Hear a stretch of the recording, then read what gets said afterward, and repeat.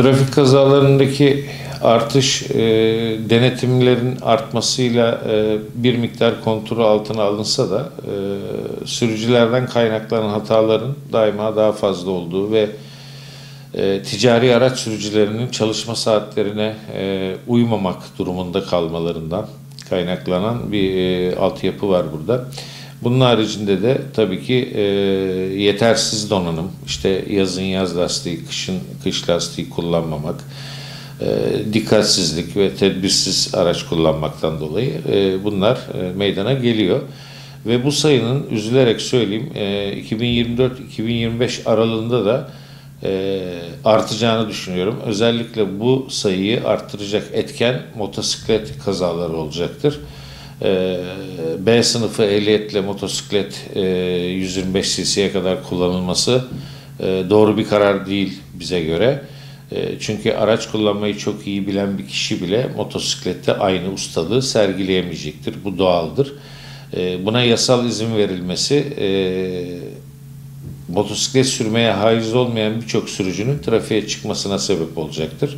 Ve ekonomik koşullar nedeniyle de bu sayı gittikçe artacağından dolayı satışlardan da bunu gözlüyoruz, motosiklet satışlarından. Motosiklet kazalarının bayağı sayıyı arttıracağını, kaza oranını arttıracağını düşünüyorum. Öncelikle eğitim müfredata eklenerek okul çağından itibaren bir trafik kültürü oluşturulması gerekiyor. Bunun haricinde trafik denetleme ekiplerinin dronlarla havadan ve jandarma trafiğinde kendi bölgelerinde destek vererek denetimlerin arttırılması gerekiyor.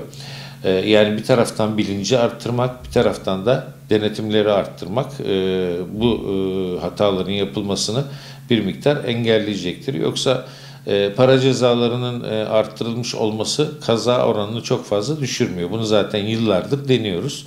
Ama çok kalıcı bir sonuç alınamadığını gördük hepimiz zaten. Bu konuda motosiklet eğitimi, belgelendirme ve kullanımı konusunda dünyada birçok ülkeden çok daha geri sıralardayız. Bu bir. İkincisi, o motosiklet sürücülerine, özellikle kuryeler ve getir götür işi yapan scooterlı kuryeler için söylüyorum. Şirketlerin motosiklet sürücüsü üzerindeki baskıları kaldırılmalıdır. Bunlarla ilgili geçmişte bir çalışma yaptık. Olumlu sonuç verdi. Firma geri adım attı.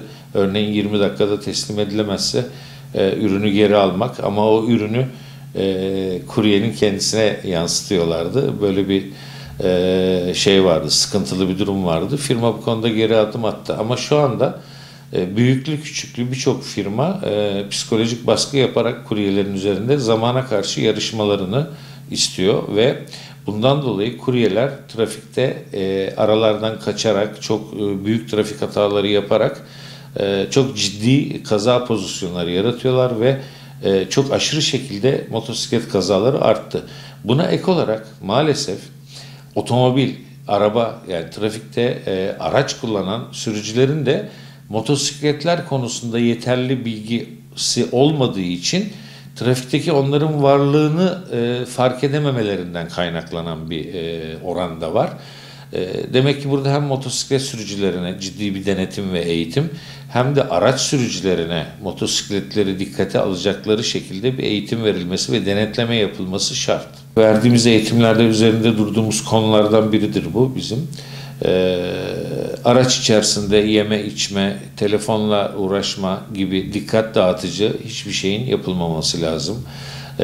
Uzun yol şoförleri ve ticari araç kullanan sürücüler için de düzenli bir uyku, 6-7 saat kesintisiz bir uyku, ondan sonra mesaiye başlamalarını öneriyoruz. Çünkü trafiğin çok yoğun olduğu ve kuralların da çok fazla dikkate alınmadığı bir ülkede olduğumuzu unutmamamız gerekiyor. Bu nedenle güvenli sürücülük yapmanın haricinde her sürücüden, ister motosiklet, ister ağır vasıta, ister hafif vasıta olsun, defansif sürüş yapmalarını rica ediyoruz. Güvenli sürüş ve defansif sürüş farklı şeyler. Defans, diğer sürücülerin yapmış olduğu hataları tolere edecek tarzdaki sürüş stilidir. Ve güvenli sürüş yapan bir sürücünün bir tık daha eğitimli olmasıyla başarılabilecek bir şeydir bu.